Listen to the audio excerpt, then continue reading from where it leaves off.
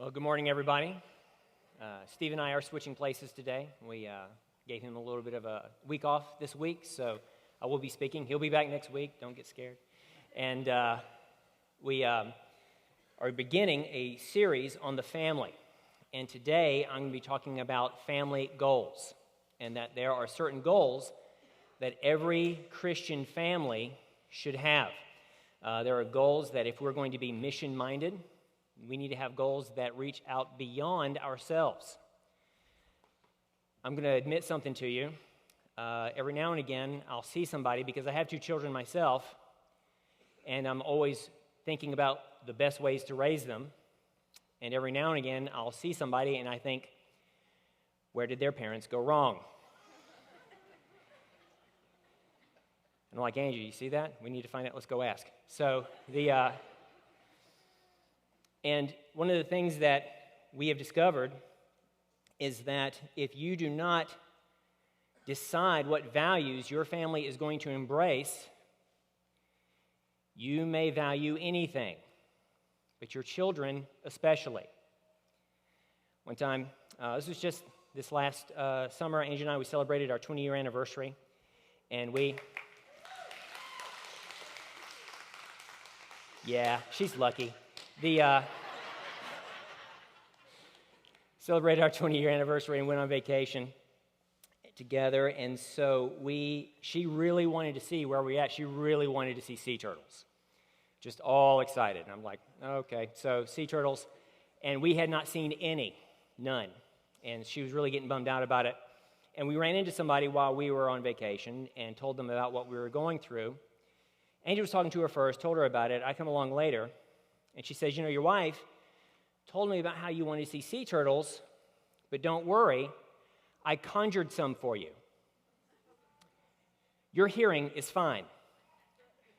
She said, I conjured some for you. And I said, what? And she repeated it again, I conjured some for you, with no explanation, now you say something weird. And I was just like, okay. So I'm an idiot, so I do this.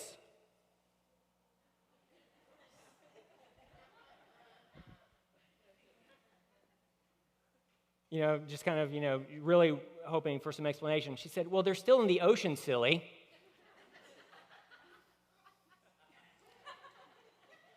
I'm not Gandalf, but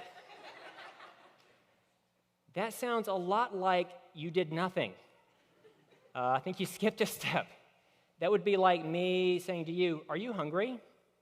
I conjured you a pizza. It's at the grocery store.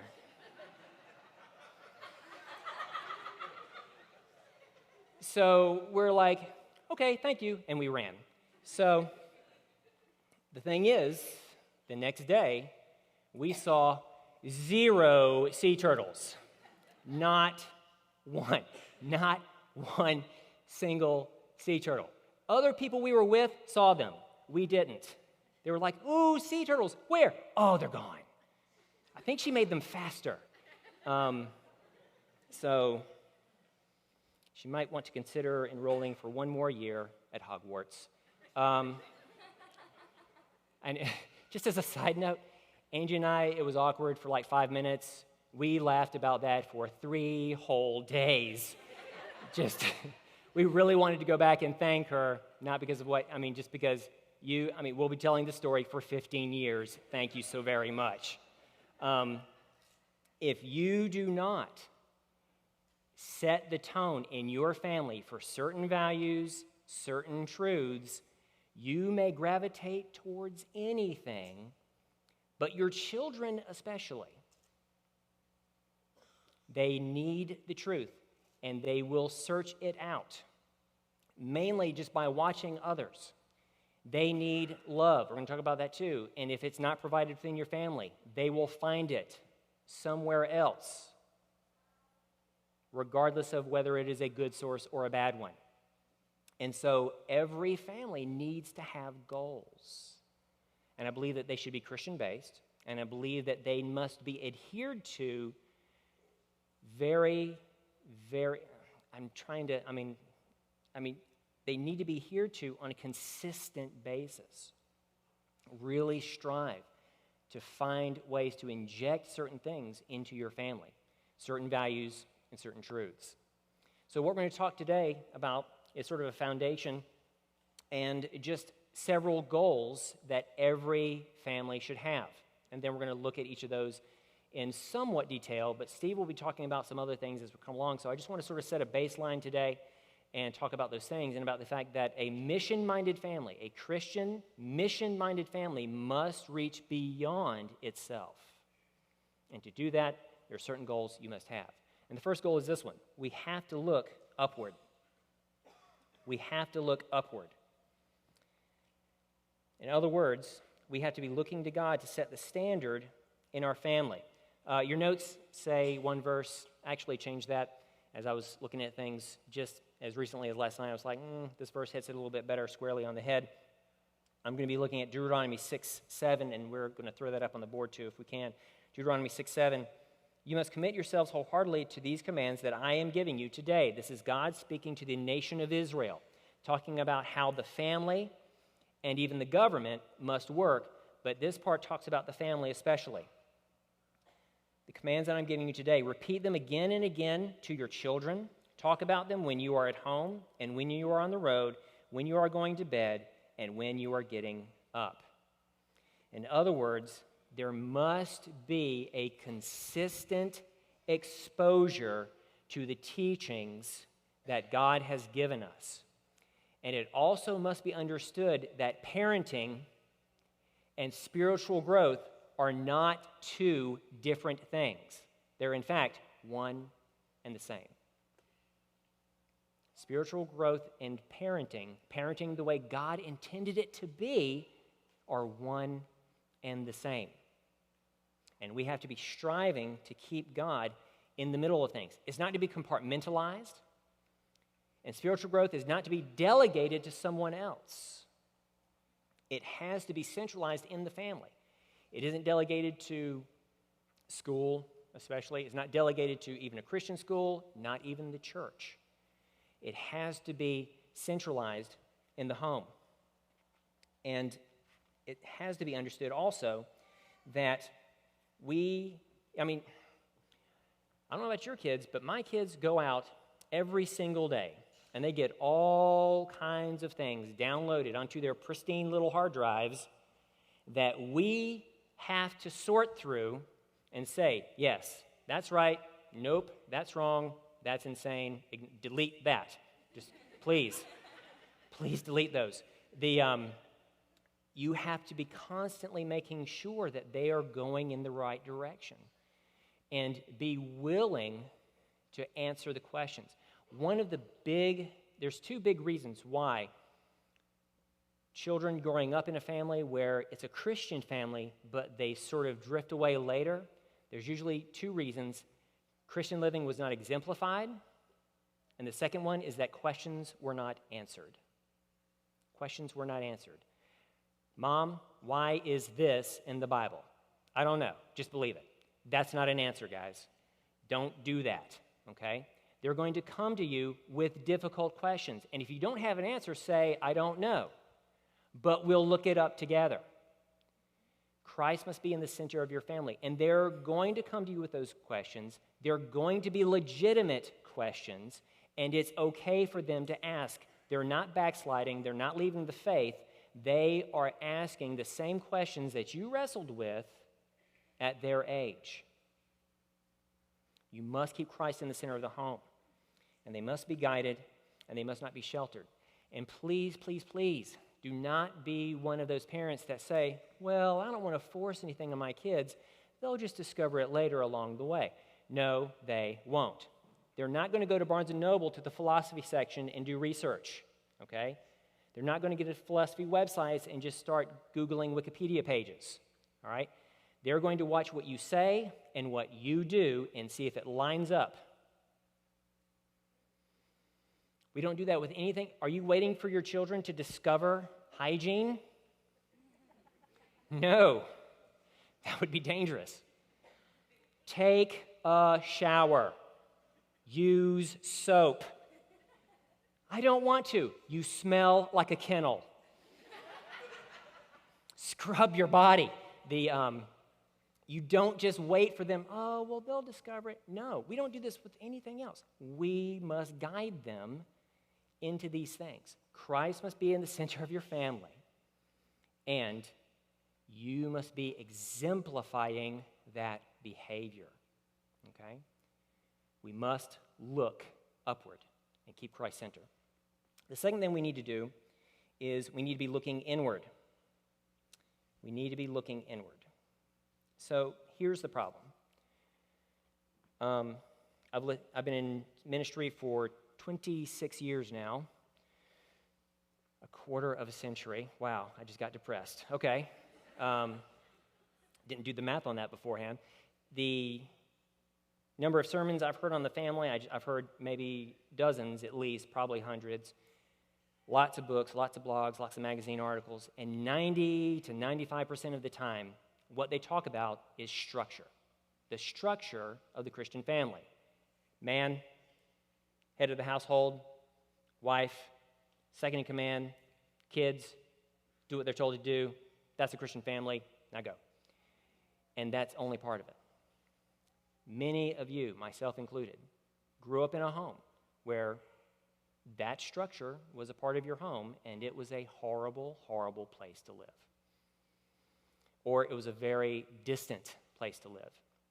My dad, we did everything my dad said to do all the time. It was a non-negotiable.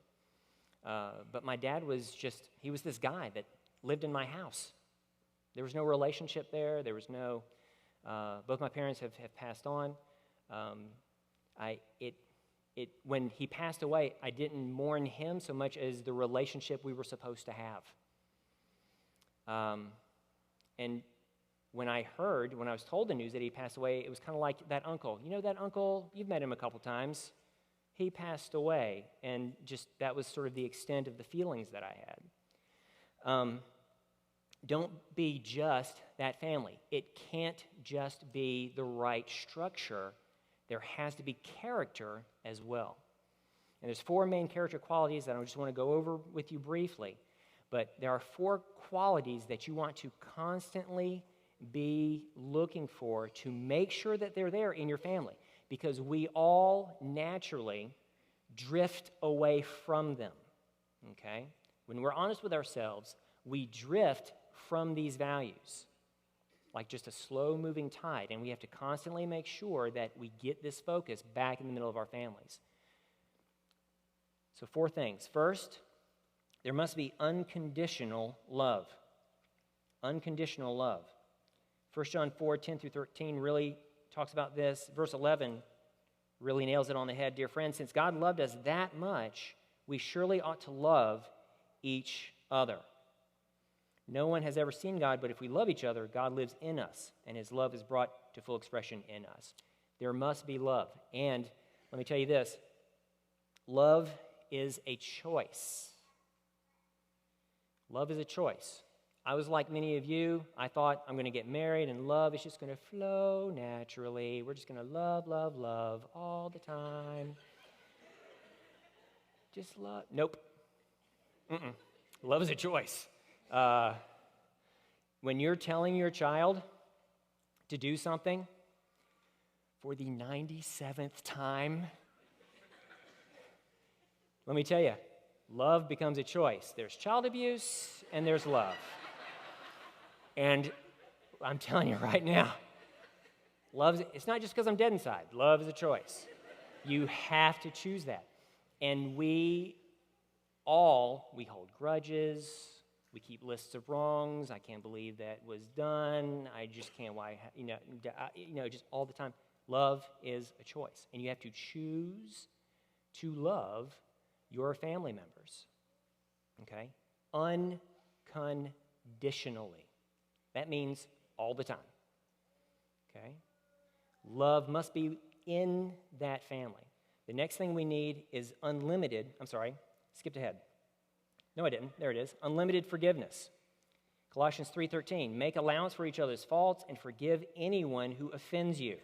Remember, the Lord forgave you, so you must forgive others. a family can't function without forgiveness. Forgiveness is something that isn't doled out in units, where, okay, you've met these criteria, okay, now I forgive you. That's not forgiveness. Forgiveness is a lifestyle. It's a non-negotiable, and we must forgive all the time. My family sees me at my best and my absolute worst. And me, them. How can a family function without forgiveness? It must be there. And we're all always a little bit tempted, well, they better apologize, or they better do this, or they... Forgiveness is a non-negotiable, and it must be constant. It must be constant. It must be unlimited. The other thing that we need is guided empowerment.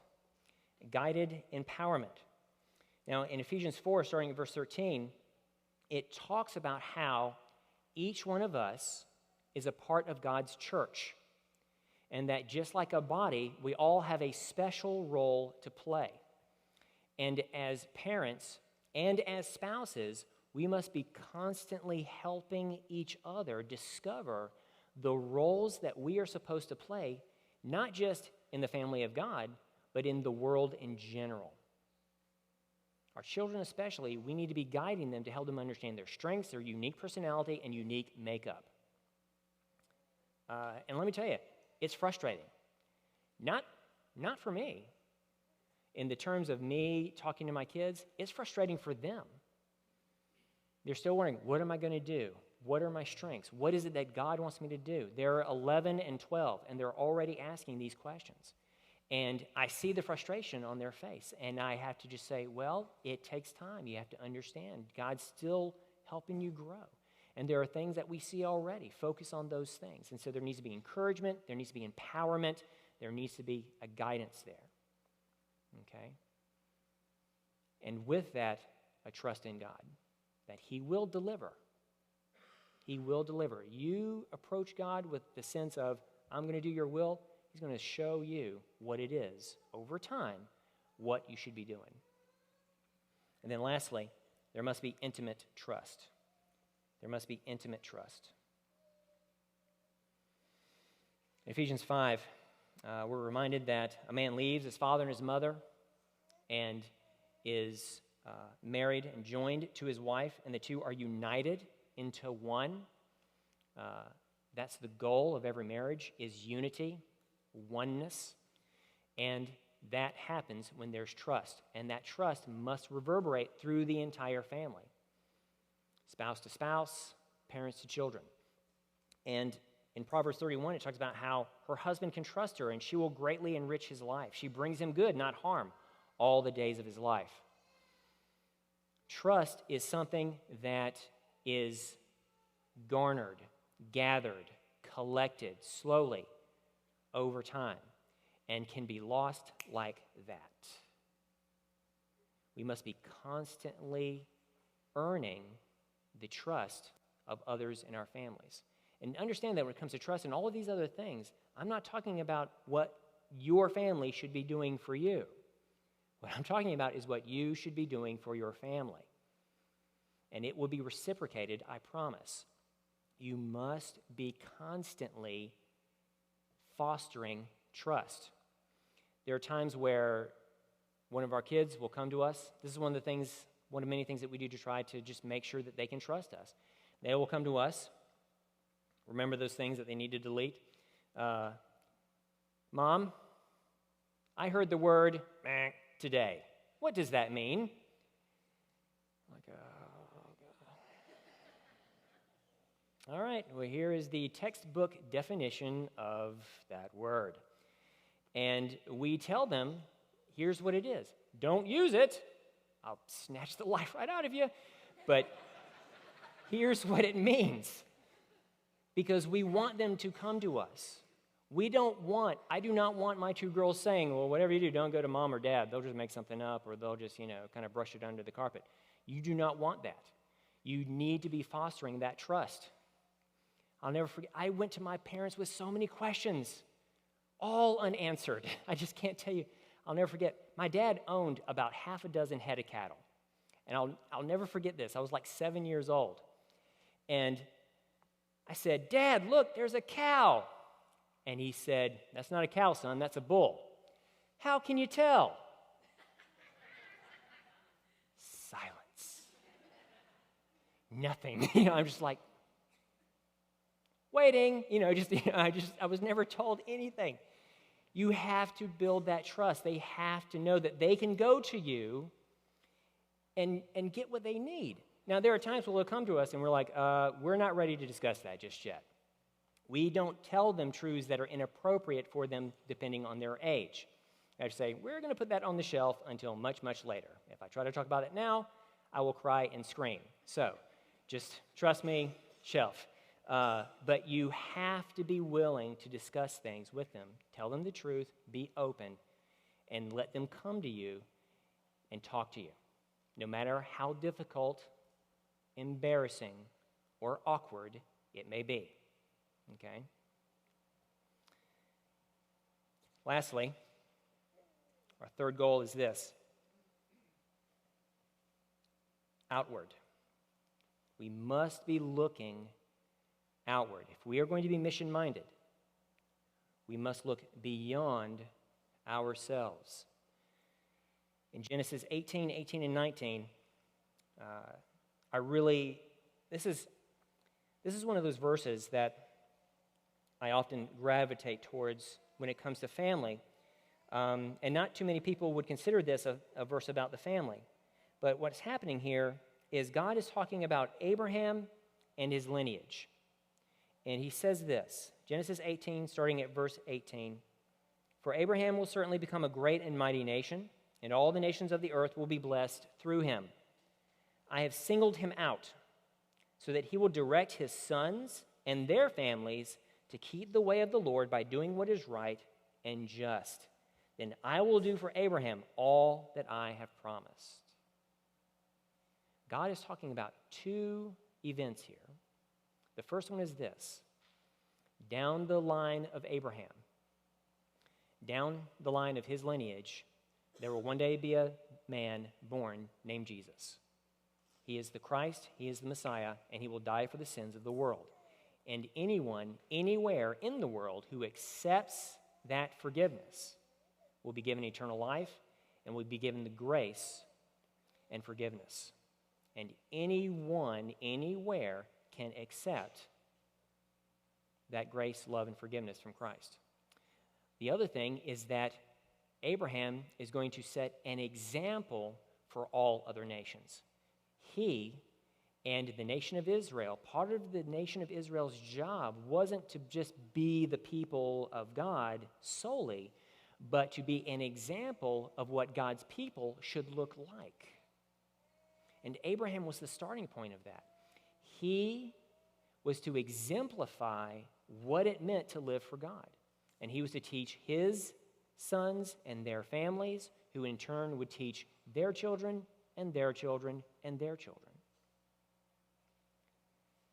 And what many of us lose sight of as families is that we are to be examples to others.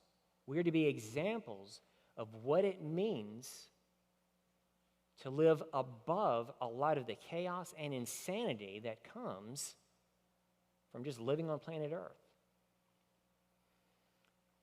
And in order to do that, there's two things that need to be done. First, there's going to need to be sacrifice. There's going to need to be a sacrifice. One of the things that we have a very hard time sacrificing is stuff. We love our stuff, don't we? I love stuff. I go into Best Buy and I just, a little dribble just right here. It's so beautiful and glittery. I just love it. And I love stuff, just like you. And when we realize how much we have in comparison to others, it's mind-blowing.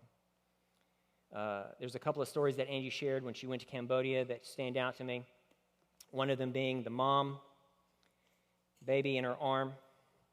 The baby is given a drink, possibly the only drink she'll have that day. Baby can't open it. Mom takes it, opens it for her, downs it. And she comes home, and a lot of the people on the Cambodian trip, they come home to their kids, and their kids are going, "Why is the Wi-Fi so slow?" And you're like, "Oh my God." And it's hard not to lose your mind right then and right there. And so we really do not know what sacrifice is. But if we're going to be helping others, if we're going to be reaching out to others, some form of sacrifice will need to take place. If you take resources from here and put them there, that's called sacrifice. It may be money. It may be resources. Embrace yourself. It may be your schedule. It might be your schedule.